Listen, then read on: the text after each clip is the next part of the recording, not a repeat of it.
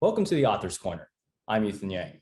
If you kept up with their content, you would know that we pride ourselves in being an independent and principled voice on China.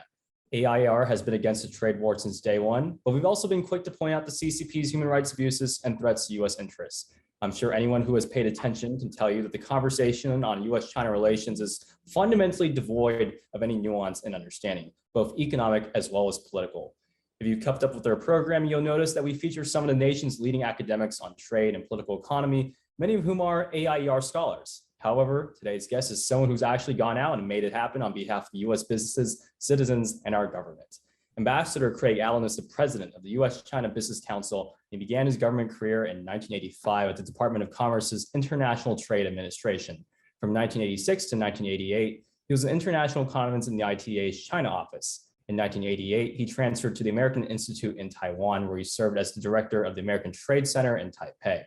He held this position until 1992, when he returned to the Department of Commerce for 3 years, posting at the U.S. Embassy in Beijing as commercial attaché.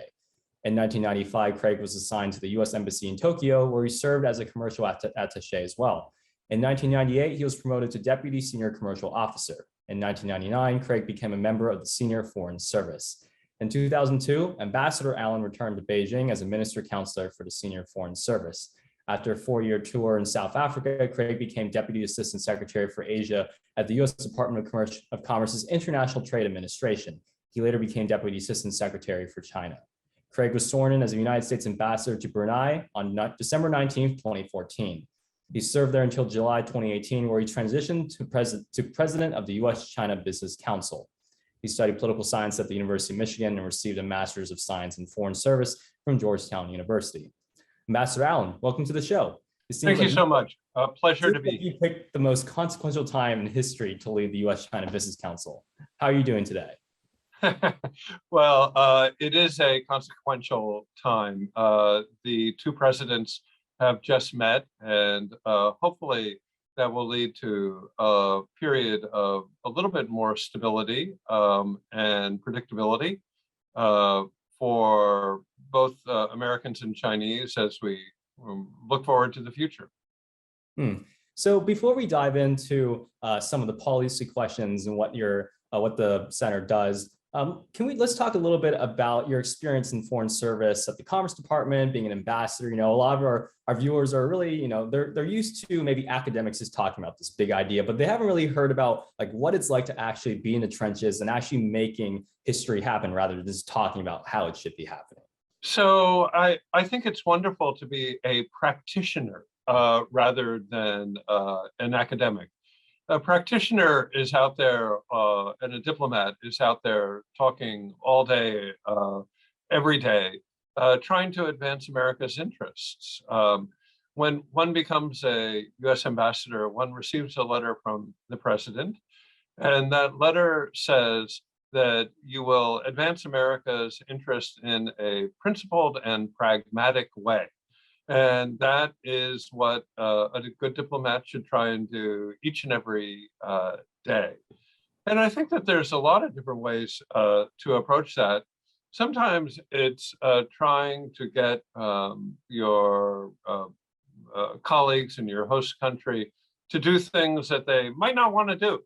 Or sometimes it's trying to get them to do or to not do things that they do want to do. But always there's a push and a pull, even with the closest allies or with adversaries. So I think that getting into that arena and grappling with other countries on a bilateral basis, on a regional basis like APEC or ASEAN, or on a multilateral basis such as the UN, WHO, World Bank, etc. It's all really interesting. And I've been fortunate to work on U.S.-China relations for the last 40 years, which has just become more and more textured, complex, and interesting every day. And I don't doubt that that'll continue. U.S. and China is going to remain the most consequential bilateral relationship for the rest of my lifetime and probably yours as well. Hmm. And what does that mean? The practical import of that is enormous. And we need to pay attention and work really hard to ensure that this bilateral relationship is right. Hmm. So a little bit about your ambassadorship. So I know a lot of Americans are probably thinking, why do we have a foreign service? Why do we have diplomats going out into the world? Why, doesn't trade just happen? Doesn't international relationships just happen? So I guess tell us a little bit about Brunei, and I'm sure most Americans can't really point to that country on the map. I'm sure it's quite important what you're doing there. But I guess, yeah, so what's the advantage? What's the value add of sending out diplomats to various countries, and what sort of things are you doing in countries when you're an ambassador? Well, it's a terrific question. And let's just go back to the very beginning. When our country was formed, diplomatic relations were very important. And indeed, I would argue one of the proximate causes of the American Revolution of 1776 was the fact that King George wanted to tax our tea. How dare he? American ships were not allowed to ply the oceans between the United States and other countries. So trade is in our blood, always has been, always will be. An ambassador's job in a relatively smaller country like Brunei is multifaceted. An ambassador is the president's representative in that country, and the ambassador reports to the Secretary of State, but ultimately to the president. In my particular case in Brunei, there were probably three important overriding issues.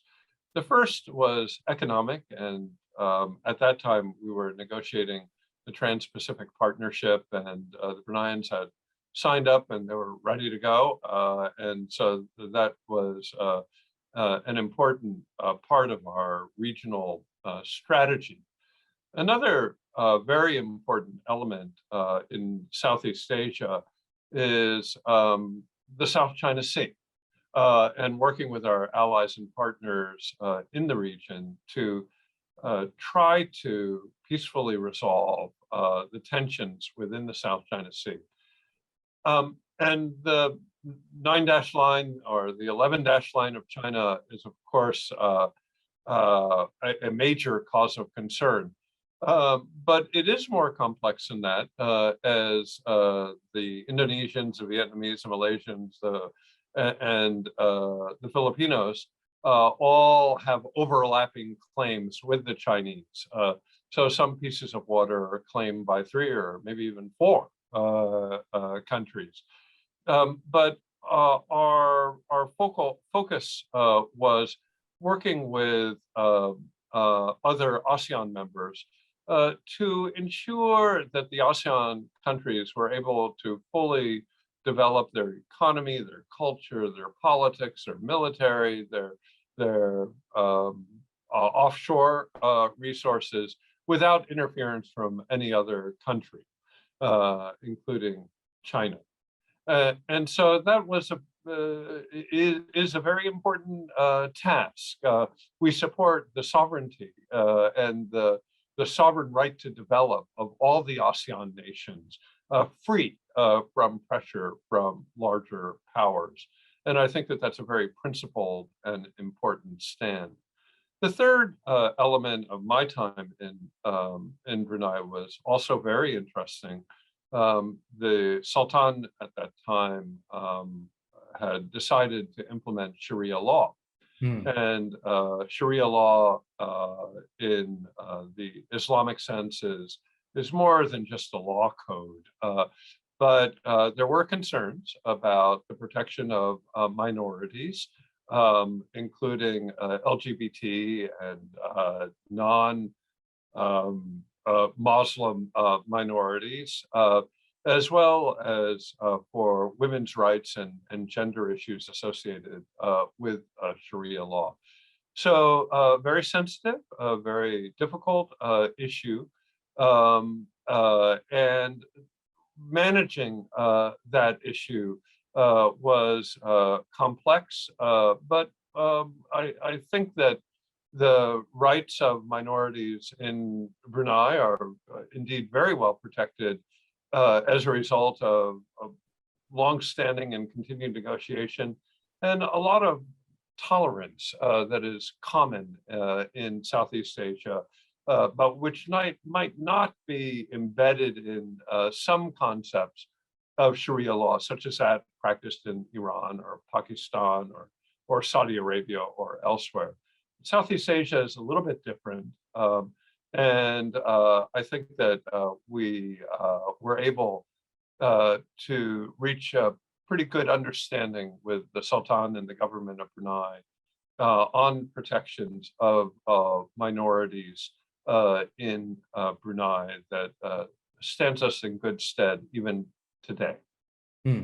So I want to ask you a little bit of questions to start off about the Business Council's work in China, just kind of how it started off, and our general relationship with China, because I think a lot of Americans have maybe forgotten how friendly things used to be with China, how beneficial our relationship was. And of course, we'll dive into the challenges of the current day as well. So 1972, I believe, Nixon visits communist China for the first time, actually establishing some sort of diplomatic relations. In 1973, I believe the US-China Business Council was started. You guys represent over 200 American businesses ranging from financial services, I believe, to farmers and all that kind of stuff. So what can you tell us about the general history of trade with China? Just starting off kind of, back when it was this Maoist, very poor country to the economic superpower that it is today. Can you tell us a little bit about the general opening up of Chinese trade and the general relationship American businesses have had with China? Well, if we cast our eyes back to 1971 and the original Kissinger visit to China, and in those years, it is hard to imagine how poor China was at basically towards the end of the Cultural Revolution. China had a per capita GDP of, in today's dollars, about 180. And today, that per capita GDP in China is probably about $11,000. So it's increased by just incredibly over the last 40 years. And we must remember that's just 2 generations. So if, you could put a Chinese family together and grandma will be at 120 centimeters. Her daughter will be at 140 centimeters, and her daughter will be at 170 centimeters. And that it just shows the improvement in nutrition and overall health indicators. The average lifespan in 73 was about 40 years old.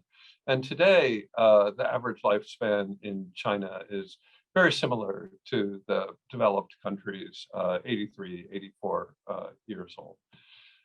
So China's integration in the global economy has led to more poverty reduction than any other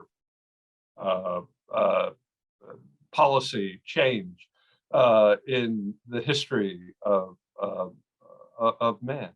And that that average compounded 10, 11, 12% growth over 40 years has been a magnificent rise of a great civilization. Now, that said, it has been with enormous consequences around the world. And many of those consequences have been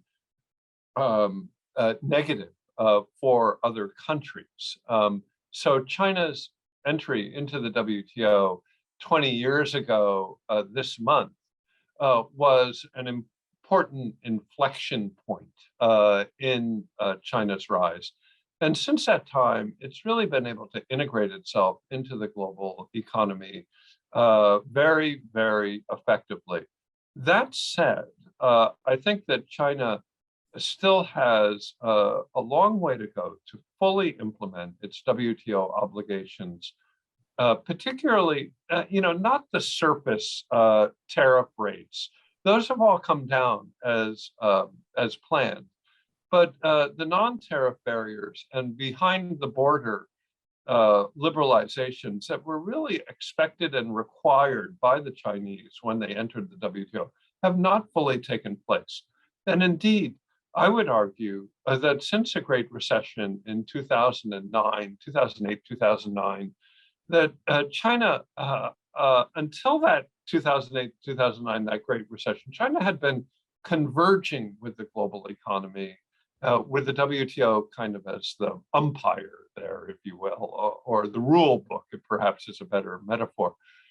But after that, the Chinese, after the Great Recession, the Chinese kind of woke up and realized, well, as current Vice President Wang Qishan said to then Secretary of the Treasury, Hank Paulson, Hank, we used to look at you as our teacher, and now we realize that we have nothing left to learn.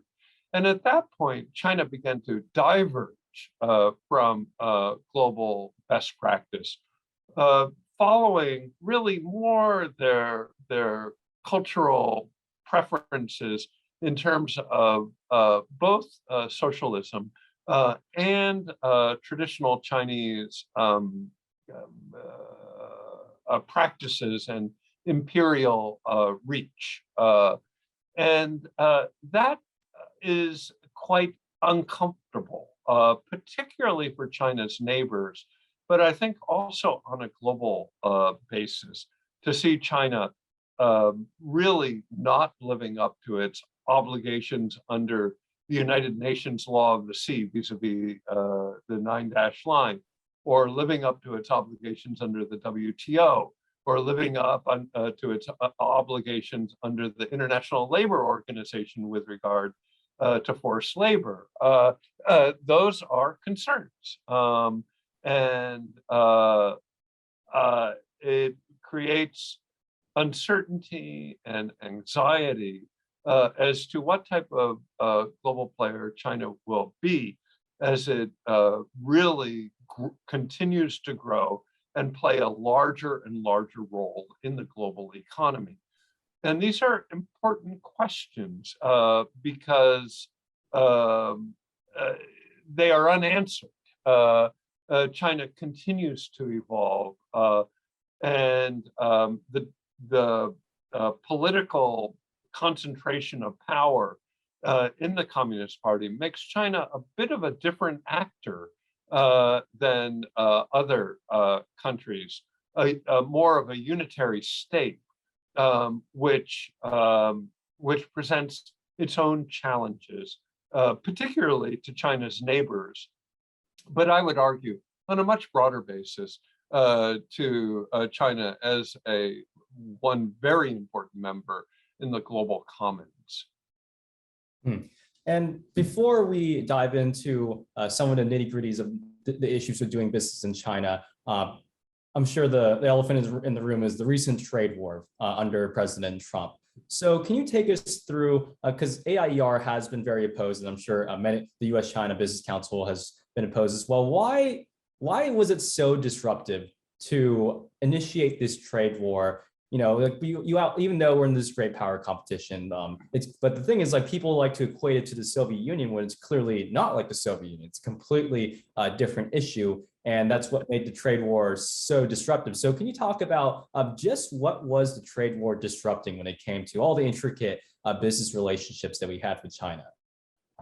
So President Trump labored under the misconception that bilateral trade deficits are caused by the perfidy of the other guy. And I think in Economics 101, however, it's clear that if the other guy saves too much and you don't save enough, you're going to have a trade deficit and they're going to have a trade surplus. that a trade deficit or surplus is really predicated on the mix of savings, consumption, and investment. And if your savings are too small, you got a trade deficit. And if your savings are too large, like China, you're going to have a trade surplus. That's the macroeconomics of it. But President Trump, looking at a large multilateral trade deficit for the United States going over many years with many countries, took protectionist actions that really didn't address the fundamental imbalance between savings, investment, and consumption, but rather address the symptoms of the problem in a manner that really disrupted trade and deeply offended our trading partners, including our closest allies, such as Japan, Australia, the Europeans. Now, the case of China is different because they are not an ally, and also because we have traditionally had a large trade deficit with China. Now, that trade deficit, by the way, hasn't gone away because the macroeconomics haven't changed. But the trade deficit has kind of been shuffled around. Give you a kind of a trivial but illustrious example, and that is Christmas lights. 90% of Christmas tree lights used to come from China, and now 90% of Christmas tree lights are coming from Cambodia. And that is simply as a result of the tariffs and perhaps some investment by Chinese Christmas light manufacturers in Cambodia. But that shift doesn't create more or less benefit for American companies. And so that change, the tariffs just shuffled the decks, but didn't change the direction of the deficit at all. And thereby, it didn't really help American companies at all. Rather, it has just shifted around the. I'm sorry about that. It's just shifted around the composition of the trade deficit. Who has a trade deficit has shifted, but there has been no fundamental change whatsoever. Now, there has been a little bit of change in supply chains, and there has been some investments outside of China. But in my view, you're always seeing shifting of supply chains. Everybody is always curating their supply chains. There's no question about that. But I don't believe that you're seeing shifting of supply chains more than you would have seen otherwise, given increasing wages in China, increasing prices in China. So yeah, 14% of our members are adjusting their supply chains. But I think that if you look at that number in history, about 14% of our members are always adjusting their supply chains. The one thing that's clear is that the Chinese market is looming larger and larger, and American companies are continuing to invest in that market, not for export to the United States, but because for export, for sales in China, because China is about 20% of the global economy and growing more rapidly than any other major market. Therefore, we have to be a part of that. And if American companies are not leaders in the China market, they cannot be considered global leaders. And we wish to be considered global leaders. Therefore, we must be leaders in China. And we will fight very hard to keep our gains, to keep our market share, and to develop our, as the WTO allows us to, in China's domestic markets. That is good for American workers. It's good for American companies. It's absolute sine qua non for a healthy and productive economic future for both the United States and China. And just to reiterate on that point, because it seems like in today's news cycle, that factoid is basically drowned out by the chorus of, like the Western companies are just selling ourselves out. We're supporting the PLA with our business and whatnot. The business that we do in China, the returns come back to help American citizens, help our research, help our companies as well, right? Well, there's a little bit of a fallacy that all trade with China is dangerous, and that is certainly completely untrue.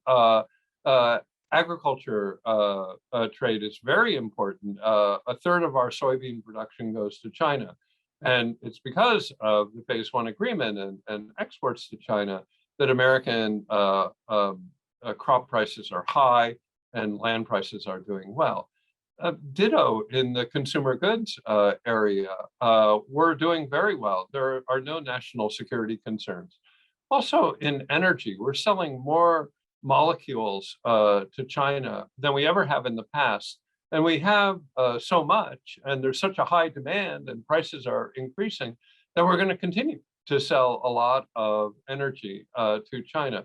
Travel and tourism is pre-COVID and post-COVID are major employers, and we've had record numbers of Chinese visitors and students, and all of the, this is really innocent stuff.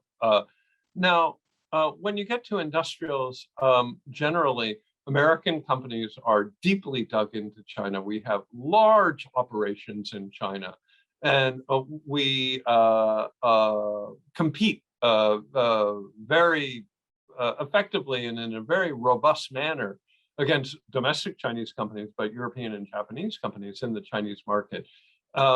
It's really in the high-tech sectors where you have any national security concerns, and that's an important 10–12% of American trade. But the other 88–90% is also very important, and there are no national security concerns there. In the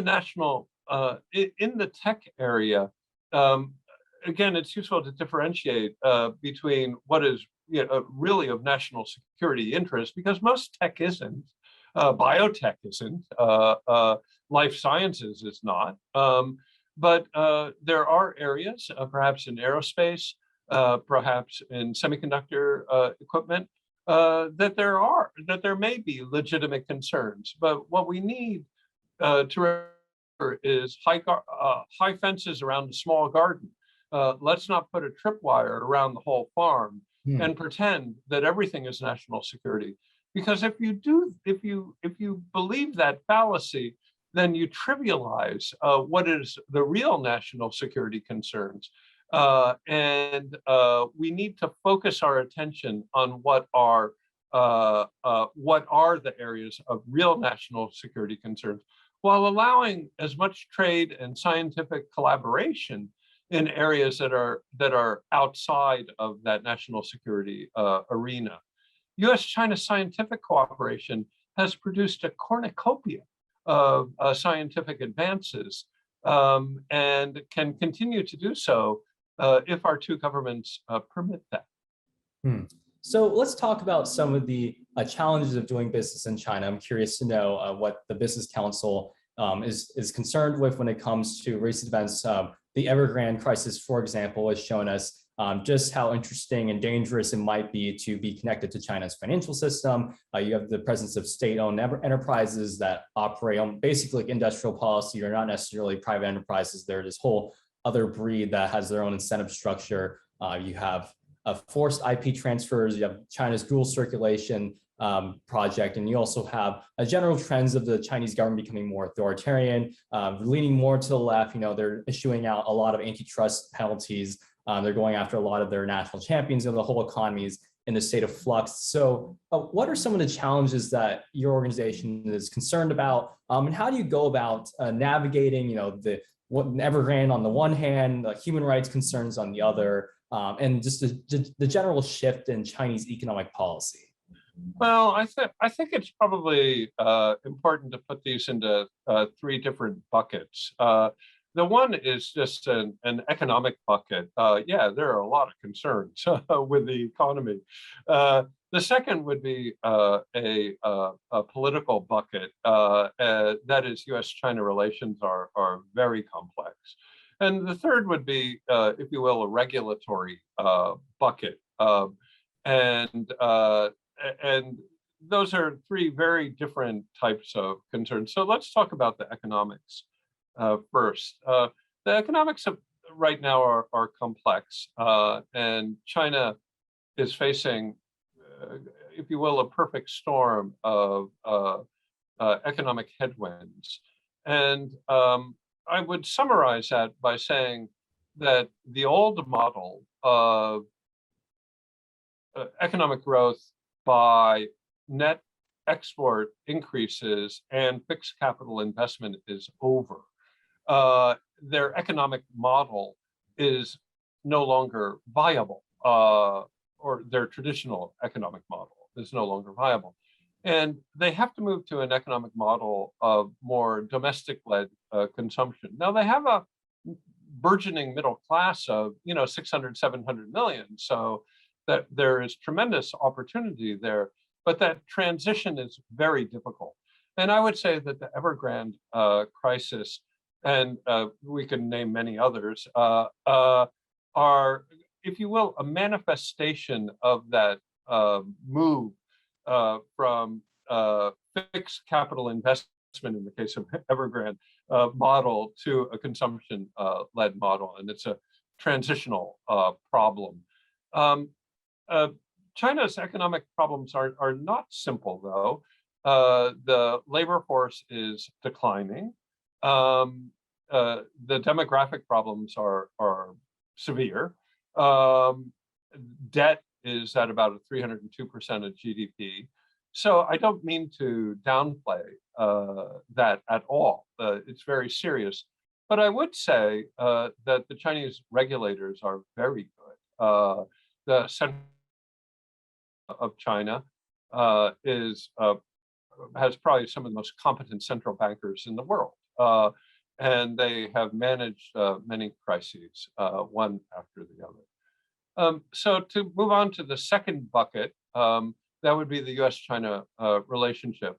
And there, again, I don't by any means wish to diminish the severity of the problems that the two countries face. When the two presidents met very recently, both sides had a lot of red lines that the other is either respecting or perhaps not.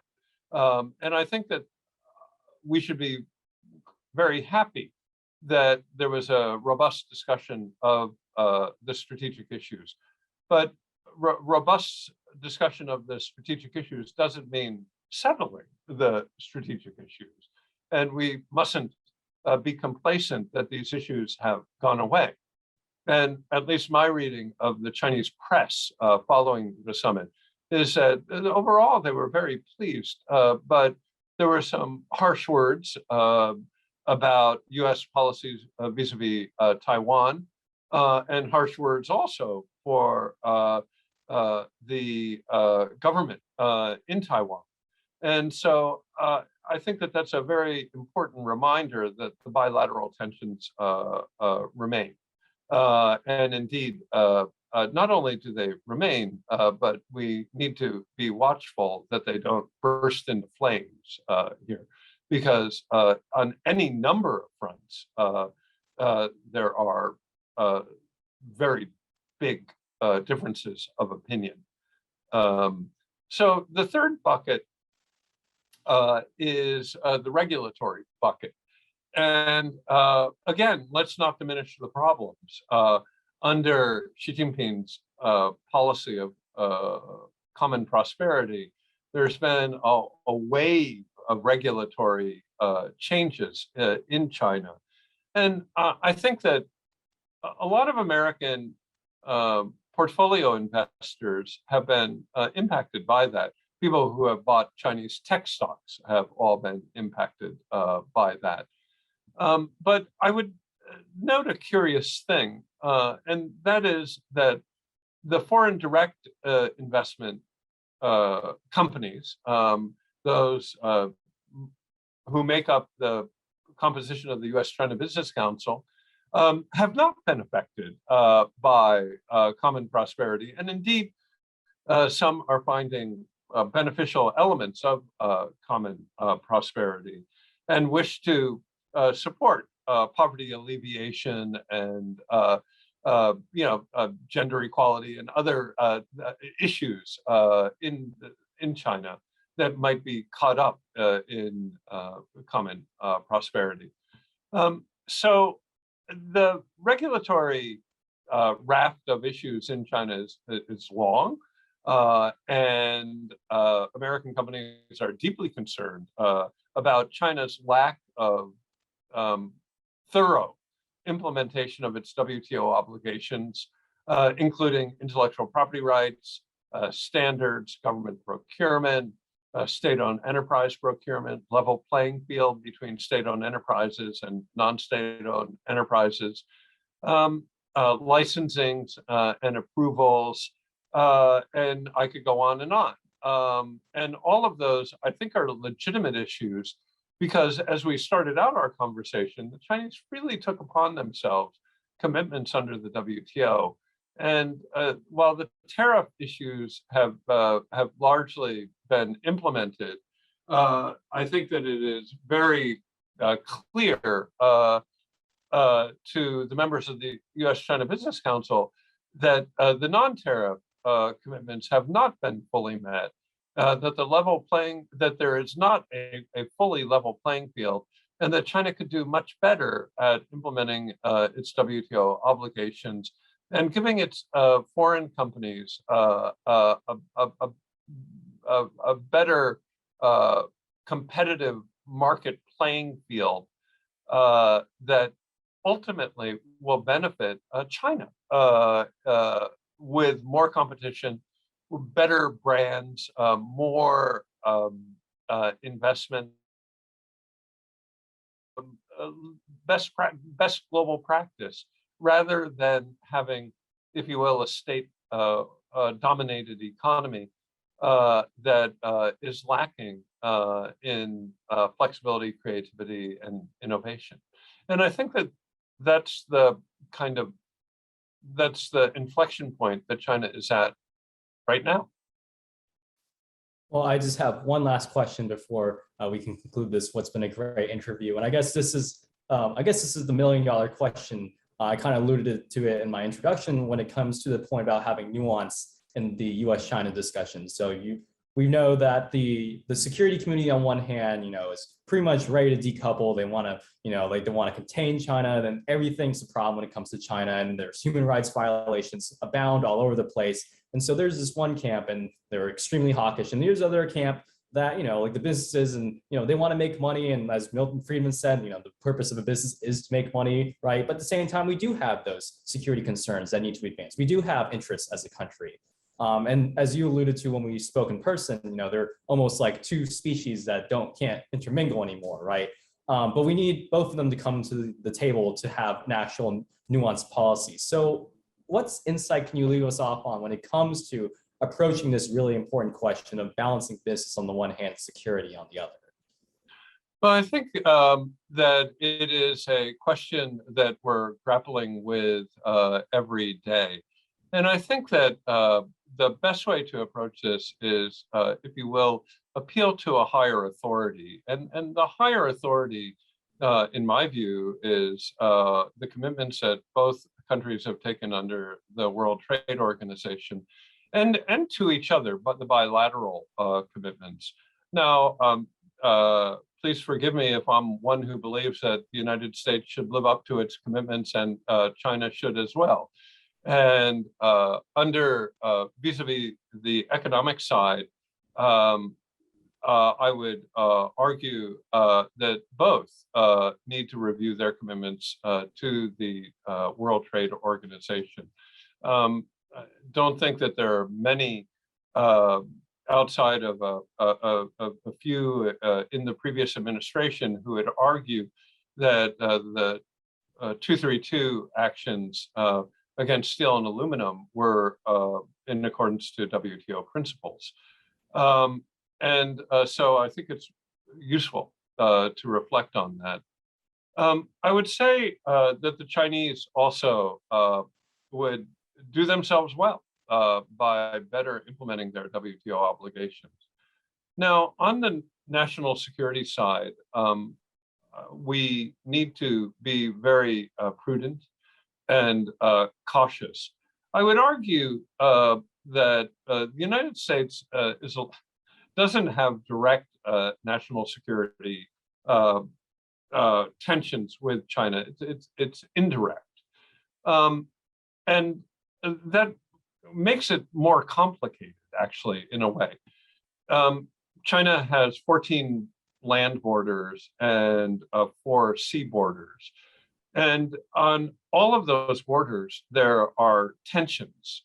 And in many cases, not all, but in many, the governments of China's neighbors have invited in the United States as a security partner because there are tensions with China.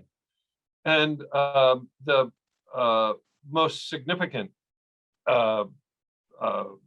tensions are with Japan, Korea, and the South China Sea, but they're certainly not limited to that. The issues of human rights in China, Hong Kong, Xinjiang, and Tibet are all very serious issues. And we need to look at them, with a cold, sober eye. I would argue, however, that none of them are bilateral issues. Inherently, they are all multilateral issues. And in the main, that the United States should address those issues from a multilateral perspective and using multilateral tools rather than bilateral tools. For the reason that it's simply more effective to use, the results will be better if we use multilateral tools rather than bilateral tools to address these issues. The Chinese are not going to act at our behest on issues that they consider to be sovereign, but they will act if the multilateral institutions and the global commons express strong feelings on these.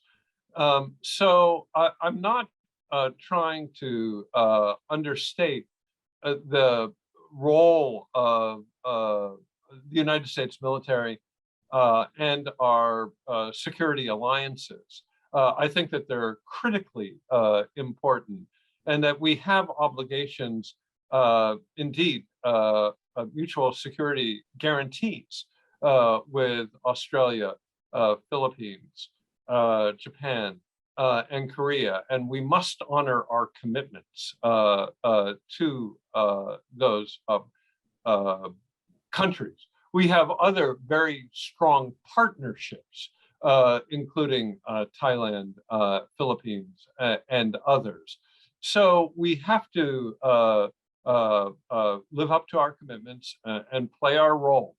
But it doesn't help anything to exaggerate the threat that China poses or to pretend that they are the source of all ills domestically and foreign. It's just simply not true. And overstating that threat, in my view, is a cause of serious national security concern. We need to right-size the threat, not exaggerate the threat out of all proportion so that we overreact and thereby weaken ourselves. And I think that there's a grave danger that might be the case. Cold, analytical, realistic, and empirical analysis is much to be preferred over ideology and hyper ventilating over perceived threats. We are not going to address threats through ideology. We're going to address threats through cold, rational alliance building. We must be concerned that we keep Asian allies on our side. I think Lee Kuan Yew, the former president of Singapore, now deceased, put it best when he said, if America plays America's game, the rest of the world will support America. But if America retreats to a nationalistic, a nativistic shell, then the rest of the world will not be able to come alongside America. America must uphold its traditional values and continue to play the role of the international security and rules maker. And if we do that, we'll be fine. So Lee Kuan Yew was exactly right. America must play America's game. We can't take that for granted, and we cannot retreat. We have to move forward in solidarity with our allies, friends, and partners throughout the region. And that's the best way to manage all challenges to the global order. Well, Ambassador Allen, thank you for coming on the show today. Thank you so much for your public service towards the United States. And also thank you for the work that the US-China Business Council does. Well, that's very kind. Grateful for this opportunity, and have a great day. Yes, of course. And to your viewers, if you really liked what you heard today, make sure to follow us on Facebook, YouTube, Twitter, as well as check out our website at AIER.org. If you really like what you heard and you want to support more cutting edge content such as this, make sure to become a donor. All that information and more can be found at AIER.org. Thank you.